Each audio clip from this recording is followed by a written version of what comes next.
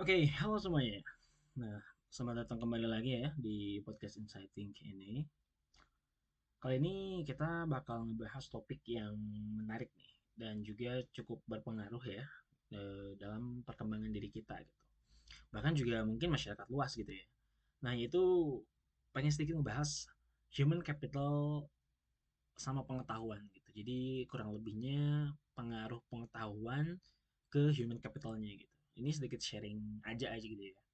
Dan berdasarkan pengalaman pribadi juga kenapa knowledge ataupun juga pengetahuan ini tuh penting gitu untuk human capital gitu ataupun juga bahkan di society gitu karena kan nanti juga society itu ataupun juga ya masyarakat ya jadi human capital gitu ya.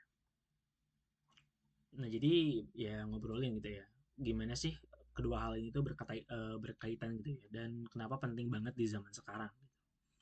Nah sebelumnya ini berdasarkan pengalaman pribadi aja ya dalam artian perlu disclaimer juga gitu karena mungkin ada beberapa hal yang iya kemungkinan ini sifatnya kayak subjektif banget gitu tapi di usaha apa ya saya usahain ini nggak terlalu subjektif banget gitu karena saya juga udah cukup ambil beberapa referensi ya terutama dari jurnal-jurnal juga tapi terlebih untuk pengalamannya ya saya share gimana adanya aja gitu ya. Nah sebelumnya ada beberapa project kayak project sosial yang saya lagi kerjain bareng teman-teman gitu ya. Ya terlebih ada kerjasama kayak sama sekolah, terus juga ada juga proyek sosial yang dimana ngelibatin masyarakat luas gitu. Nah, ini juga ada apa ya? Ada keterkaitan mungkin pas kemarin pasca COVID gitu ya. Pasca COVID-19 kemarin yang dimana ngerubah banget gimana caranya kita itu apa ya intinya ngerubah banget dari sisi dunia kerja terus juga gimana caranya kita komunikasi terus gimana kita belajar gitu ya dan sayangnya kalau nggak di reshaping lagi gitu ya nggak diburu-buru di reshaping ini cukup imbasnya agak bahaya juga gitu ke depannya dalam artian kita yang lack knowledge yang dalam artian lack knowledge itu kayak kita terlalu mengabaikan gitu ya terlalu kita terlalu ngabain pengetahuan gitu agak bahaya juga gitu itu terutama bagi sumber daya manusia gitu ya ataupun human capital ini gitu itulah kenapa self talk podcast ini tuh dinamain itu gitu dinamain human capital ataupun juga pengaruh pengetahuan ke human capitalnya gitu ataupun ke sumber daya manusia. Nah, sebelumnya kita harus tahu dulu nih gitu ya beberapa terms khawatirnya teman-teman ada yang belum tahu gitu ya setelah kalian kita belajar bareng-bareng. Nah, apa itu human capital sih gitu kan? Kenapa harus pakai human capital biasanya gitu kan? Ya kurang lebih kita tahunya bahasa Indonesia sumber daya manusia gitu. Nah, ngutip dari Schools gitu ya di artikel ilmiahnya dia yang berjudul Investment in Human Capital yang dipublish di jurnal American Economic Review. Nah, kalau ngomongin human capital ini sebenarnya itu tentang nilai ekonomi dari keterampilan yang kita milikin gitu. Nah, jadi human capital itu ngecakup pendidikan gitu ya, terus pengalaman, kesehatan dan semua faktor yang bikin kita bisa produktif gitu. Nah, simpelnya ini adalah kumpulan kemampuan gitu, terus juga ya skill gitu ya, terus juga pengetahuan, nah dan juga aset tak berwujud lainnya yang ada dalam diri kita gitu. Jadi nggak kelihatan gitu. Jadi ya intangible gitu, nggak terlihat gitu. Secara secara kasat matanya lah, kasarnya kayak gitu. Nah terus definisinya pengetahuan ini apa nih gitu kan? Nah ngutip dari Polanyi gitu ya, dia nulis artikel ini di tahun 1966. Nah, judul artikel ilmiahnya adalah The Tacit Dimension yang dipublish di jurnal University of Chicago Press gitu ya. Nah, kalau pengetahuan ya kita udah sering denger ya pengetahuan ini gitu ya. Nah, jadi ini adalah informasi, pemahaman, dan keterampilan yang kita kumpulin sepanjang hidup gitu.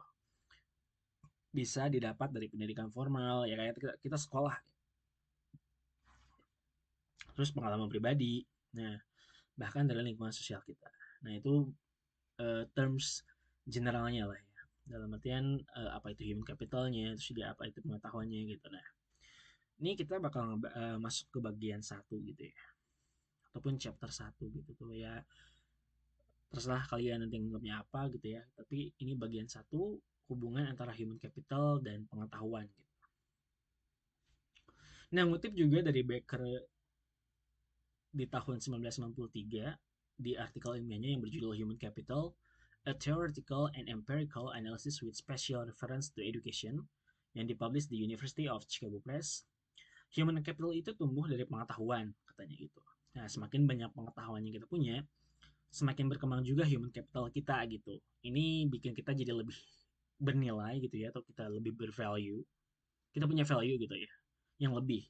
Nah, baik secara ekonomi maupun sosial gitu. Nah, contoh peran pendidikannya itu adalah salah satu cara utama kita mendapatkan pengetahuannya adalah lewat pendidikan gitu. Jadi ya salah satu caranya ya, karena kan cara kita buat ngedapetin pengetahuan kan banyak gitu. Nah, salah satunya adalah lewat pendidikan gitu. Dia bilang kayak gitu di ini ya, di jurnalnya. Sorry, di artikel ilmiah yang ditulis gitu. Nah, orang yang punya pendidikan lebih cenderung punya peluang kerja yang lebih besar, gitu. Penghasilan yang lebih tinggi dan bisa lebih fleksibel di dunia kerja yang terus berubah. Nah, tapi nggak cuma pendidikan formal aja, pembelajaran dari pengalaman juga nggak kalah penting, gitu kan. Nah, ini dikutip dari Hanushek dan Wisman di artikel ilmiahnya yang berjudul The Role of Cognitive Skills in Economic Development yang dipublish di Journal of Economic Literature. Nah, tadi kan sedikit dibahas juga gitu ya. Nah, orang yang punya pendidikan lebih cenderung punya peluang kerja yang lebih besar, penghasilan yang tinggi. Nah, memang kayak semisalkan gitu ya, kita melanjutin pendidikan dari SMA ke pendidikan tinggi gitu ya, dalam artian ya ke kuliah lah gitu, kita lanjut kuliah. Nah, sebetulnya juga belum tentu menjamin 100% sukses gitu. Tapi kayak ngebuka peluang buat kita lebih gampang ataupun juga cenderung ya peluang kerjanya itu lebih besar gitu. Kayak gitu. Penghasilannya lebih tinggi gitu. Ada peluang gitu selama kita ya naikin diri value kita gitu. Tapi kalau misalkan kita ya udah ini tapi kita nggak nambah value di diri kita, ya kita juga mungkin sama kayak orang-orang yang lainnya gitu. Kayak gitu. Tapi tetap aja kita perlu perlu belajar gitu. Kayak gitu. Jadi selain dari pendidikan formal, pendidikan-pendidikan yang di luar formal pun juga harus gitu. Kayak ya kita tetap harus terus belajar gitu. Jangan sampai kalau misalkan kita beres sekolah gitu itu berhenti belajar gitu. Nah, yang saya perhatiin di lingkungan-lingkungan saya gitu ya, kebanyakan walaupun tidak semuanya nih, kebanyakan itu tuh kayak berhenti aja untuk belajar gitu. Kayak nggak ada urgensi untuk belajar lagi gitu. Ya mungkin memang udah ada yang fokusnya misalkan ke nikah gitu ya, terus juga ke apalagi ya ya kerja seininya gitu, tanpa dia ningkatin pengetahuan dia gitu. Karena ya menurut saya pun juga pengetahuan itu penting banget gitu, sebagai kita misalkan ya jadi human capital gitu ya.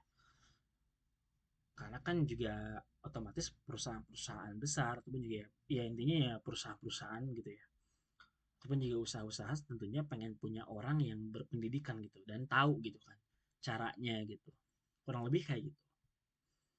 Nah, ini bagian pentingnya nih apa ya, pentingnya pengetahuan terhadap human capital gitu ya. Nah, pengetahuan adalah fondasi utama human capital gitu. Jadi fondasinya itu ya pengetahuan gitu. Supaya si human capital ataupun sumber daya manusia ini tuh bagus, ya perlu pengetahuan yang bagus gitu. Nah, teman-teman bayangin aja nih, tanpa pengetahuan gimana kita bisa ningkatin keterampilan atau produktivitas kita gitu. Pengetahuan ngasih kita kemampuan buat berpikir kritis gitu, terus juga mencari masalah dan juga berinovasi gitu. Nah, dalam banyak penelitian, pengetahuan terbukti ataupun juga misalkan ya knowledge based on evidence gitu kan, evidence based itu menjadi apa ya, jadi faktor penentu gitu khususnya kan individu di dunia kerja gitu, apalagi di era teknologi ini gitu, apalagi yang kita tuh kerja tuh mungkin udah sebagian besar udah mulai dibantu sama AI gitu. Nah, misalnya kita sering dengar istilah knowledge worker gitu yang berarti ya pekerja yang mengandalkan informasi dan pengetahuan untuk menyelesaikan tugas-tugasnya. Jenis pekerjaan ini tuh makin berkembang pesat gitu. Karena informasi dan pengetahuan sekarang jadi komoditas yang sangat berharga gitu. Nah, waktu dulu kan kita kadang nyepelin gitu ya, informasi-informasi yang ada di internet gitu. Nah, sekarang tuh informasi-informasi itu tuh di mata knowledge worker itu tuh jadi berharga gitu. Buat mereka nyelesain masalah gitu. Ataupun juga misalkan nyari inspiratif dan sebagainya. Nah, kita masuk ke bagian kedua nih, dampak sosial human capital dan juga pengetahuan. Nah, di level masyarakat komunitas yang kaya akan human capitalnya biasanya lebih inovatif gitu, produktif dan stabil secara ekonomi. Nah, pengetahuan yang terbesar di masyarakat bisa bikin semua orang tumbuh bareng gitu. Makanya banyak negara yang invest besar-besaran di pendidikan, riset, dan pengembangan. Karena mereka sebenarnya lagi invest di human capital mereka gitu ya. Ini dikutip dari Lucas di artikel ilmiah yang dia tulis judulnya On the Mechanics of Economic Development yang dipublish di Journal of Monetary Economics. Nah, inilah kenapa waktu dulu saya juga pernah dengar cerita, mungkin teman-teman sebagian di sini ada yang pernah dengar juga cerita pas negara Jepang tuh dibom oleh sekutu gitu ya. Mereka tuh yang ditanyain adalah yang pertama gitu ya, berapa guru-guru yang tersisa gitu. Maksudnya dalam artian berapa jumlah guru yang masih hidup gitu.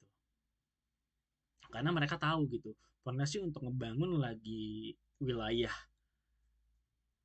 ya yang udah hancur ini gitu kan. Itu adalah gurunya gitu yang bisa melakukan transfer knowledge gitu pada saat itu. Karena kan waktu itu belum ada tuh kan. Dalam artian ya internet secara meluas tuh belum belum ada gitu. Terus juga ya blog dan lain sebagainya gitu itu belum terlalu banyak gitu. Jadi satu-satunya yang bisa nge-transfer knowledge itu adalah guru gitu. Nah, pemerintah di saat itu yang langsung nanyain itu gitu. Berapa guru yang tersisa gitu kan di wilayah itu gitu. Karena itu yang paling penting gitu. Nah, ini juga alasan kenapa negara yang invest besar pada pendidikan, riset dan pengembangan tuh ya di invest di human capitalnya gitu karena mereka tahu human capital itu sepenting itu gitu dan pondasinya tadi adalah ya pendidikan, riset gitu ya ataupun juga ya, istilah kerennya tuh research and development gitu. Bahkan mungkin perusahaan-perusahaan teknologi yang kita kenal produk-produknya kayak misalkan Samsung, Huawei gitu ya. Ya, terus juga mungkin Apple gitu. Nah, terutama yang saya pernah baca beritanya adalah Huawei, di mana Huawei ini mereka tuh ngegelojorin dana untuk research and development ataupun juga riset dan penelitiannya itu nggak setengah-setengah gitu. Bahkan mungkin mereka ngegelojorin dananya itu banyak banget gitu. Nah gitu, karena sepenting itu gitu inovasi untuk mereka gitu.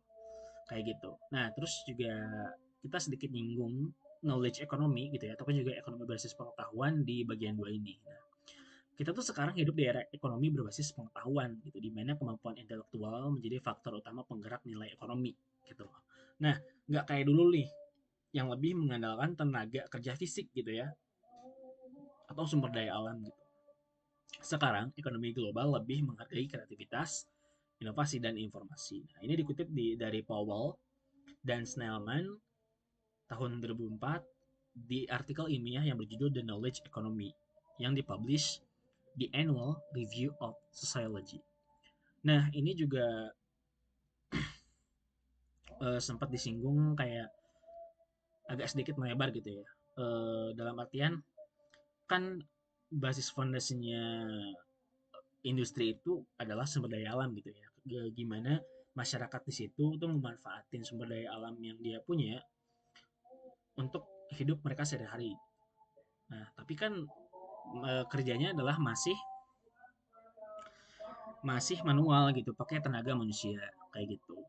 Nah, kalau sekarang kan udah beda lagi, di mana cenderung industri itu ngehargain banget kreativitas gitu, inovasi gitu ya.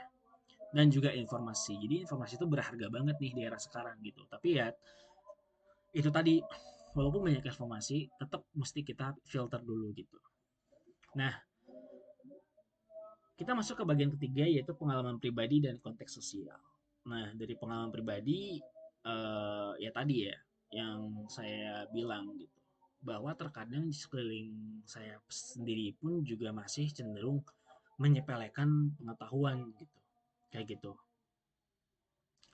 Tapi kadang saya pribadi tetap harus berusaha untuk terus belajar gitu ya. nggak cuma lewat pendidikan formal gitu, tapi lewat informal gitu. Dalam artian kayak ya baca-baca artikel, terus juga misalkan belajar apa yang perlu saya pelajari gitu, buat ningkatin skills ataupun juga buat ningkatin pengetahuan kita gitu. Jadi setidaknya kita tuh ya terus berkembang gitu. Walaupun misalkan kita udah nggak sekolah yang formal, kalau misalkan di Indonesia kan wajib kelas apa pendidikan 12 tahun ya. Nah, kita kan masuk kuliah nih misalkan. Nah, tapi kita juga nggak nangkep informasi yang dia share di kuliah aja gitu. Tapi juga kita harus cari juga gitu informasi dari luar gitu. Karena biasanya berdasarkan pribadi ya, ini pengalaman pribadi saya sendiri, itu lebih berharga kita nyari sendiri gitu. Biasanya gitu. Kayak gitu. Jadi bisa lewat artikel, lewat buku gitu. Ataupun ya sumber-sumber yang lainnya gitu. Gak menutup kemungkinan gitu. Kayak gitu. Cuman memang ada kendalanya kalau misalkan kita pengen nge-encourage orang lain untuk gimana sih gitu pentingnya si knowledge ini gitu ataupun juga ya kita bisa bilang si pengetahuan ini gitu untuk kita pribadi gitu ya ataupun juga ya untuk kita lah gitu. Ada banyak tantangan gitu karena yang pertama adalah budaya kita gitu. Budaya kita belum terlalu mementingkan gitu apa arti pentingnya pengetahuan gitu untuk diri kita gitu. Jadi hanya sebatas ya kayak kewajiban mesti dijalin aja gitu. Kayak gitu. Kayak sebuah rutinitas gitu. Tapi untuk message ataupun juga arti dalamnya itu kita nggak dapat gitu si esensinya itu gitu. Kayak ya kita sekolah kadang ya masih dipaksa gitu kan masih ya dalam artian ya kita tuh sekolah berdasarkan masih masih bila apa ya ya masyarakat melakukan itu ya kita lakukan itu gitu masih masih di situ gitu.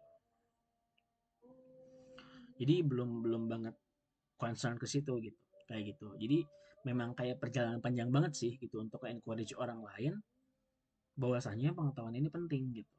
Ya udah pernah beberapa udah pernah kayak nyoba sama teman-teman untuk kayak ngadain baca buku gratis gitu. Walaupun bukunya nggak terlalu banyak tapi bisa dibilang itu rada lumayan lah gitu jumlah bukunya gitu. Nah, kita ngadain baca buku gratis tuh di alun-alun gitu. Cuman memang karena masyarakatnya belum terbiasa untuk membaca buku gitu. Karena mungkin entah perspektif mereka apa gitu ya kalau misalkan baca buku gitu ataupun juga mungkin mereka belum nemuin minat mereka gitu jadi untuk baca apapun itu tuh kurang gitu padahal itu tuh bacanya buku gratis gitu ya dalam artian mereka nggak keluar apapun cuman mau ngemodal mau gitu ya sama nukerin waktu yang mereka miliki gitu walaupun misalkan tuh ya setengah jam itu sejam gitu ya cuman itu doang modalnya sebetulnya nggak saya sama teman saya tuh nggak mungut apapun gitu ya kalian tinggal ngemodal penasaran aja gitu ya ya yang penting kalian dapat sesuatu gitu tapi cuman sedikit orang yang tertarik pada saat itu jadi kayak mungkin tetap harus dilakuin gitu supaya mereka juga nantinya lambat laun juga ya muncul minat sama penasaran mereka juga gitu karena masih disayangkan banget gitu kayak gitu dan banyak juga sih tantangan lainnya yang di luar tadi itu ya tapi tetap kita harus fokus gimana caranya kayak orang-orang tuh tergugah gitu mereka untuk membaca gitu ya pokoknya membaca itu sebetulnya nggak harus buku non fiksi aja gitu ya. Bahkan ketika kita baca buku fiksi gitu ataupun ya kayak novel cerita pendek gitu komik sebenarnya itu kayak udah ngebangkitin minat baca kita kan sebetulnya yang penting minat bacanya aja dulu gitu terbangun gitu karena pasti dari situ kita tuh kayak penasaran lagi gitu ke topik-topik selanjutnya gitu ke yang ataupun yang relevan dengan topik yang kita baca sebelumnya gitu nanti juga lambat laun itu merambah gitu kemana-mana gitu kalau misalkan saya kayak gitu waktu dulu memang waktu itu saya juga males baca buku gitu nah tergugah-gugah pengen baca buku ataupun juga minat baca buku itu itu pas keluar sekolah gitu. Itu juga gara-gara baca tulisan orang lain gitu. Yang sekiranya itu waktu itu tuh nge-encourage ataupun juga ya kayak ngebangkitin saya buat kayak baca buku itu penting loh gitu sebetulnya gitu. Nah, karena di kita kurangnya message-message ataupun juga pesan-pesan seperti itu, jadi ya orang lain juga kayak ngacuhin gitu. Kayak gitu. Memang sih eh apa ya? Membaca buku pun juga belum tentu ngejamin kita untuk pintar 100% gitu ya atau tiba-tiba cerdas gitu aja. Enggak bakal gitu. Tapi setidaknya kita tuh bisa ngekoneksiin dots-dots ataupun juga yang kita bisa bilang titik-titik gitu ya. Jadi kreativitas gitu. Banyak ide gitu nantinya gitu. Kayak gitu. Nah, nah terus kita bakal masuk gitu ya ke bagian 4 gitu ya pun juga chapter 4. Nah, masa depan human capital dan juga pengetahuan gitu. Nah, ngutip dari Goldin dan juga Katz tahun 2008 di artikel ilmiahnya yang berjudul The Race Between Education and Technology yang dipublish di Harvard University Press. Nah, kedepannya ini hubungan antara human capital dan pengetahuan tuh bakal makin kuat katanya gitu. Jadi pembelajaran seumur hidup gitu ya, ataupun long life learning gitu ya, bakal jadi kunci gitu. Nah, jadi kenapa tuh gitu kan ada peribahasa ya eh, tuntunlah ilmu sampai negeri Cina gitu kan, ataupun juga belajarlah sampai ke liang lahat gitu. Dalam artian ya sebelum kita meninggal dan selama kita masih hidup ya terus belajar gitu. Ya entah itu kita misalkan udah nikah, ya misalkan udah punya anak, udah punya cucu gitu. Ya tetap belajar mah harus gitu. Nah, jadi bukan cuma untuk perkembangan individu aja gitu, tapi buat juga kemajuan masyarakat secara keseluruhan gitu. Kayak gitu. Nah, jadi intinya human capital dan pengetahuan ataupun knowledge gitu ya, itu tuh nggak bisa dipisahin gitu. Jadi investasi di pengetahuan, baik lewat pendidikan formal, belajar dari pengalaman, atau pengembangan diri secara terus-menerus gitu ya, bakal bikin human capital ya, apa ya, human capital kita ini tuh tumbuh gitu. Jadi nggak cuma buat diri kita sendiri aja sebetulnya gitu, tapi juga buat lingkungan dan masyarakat di sekitar kita gitu.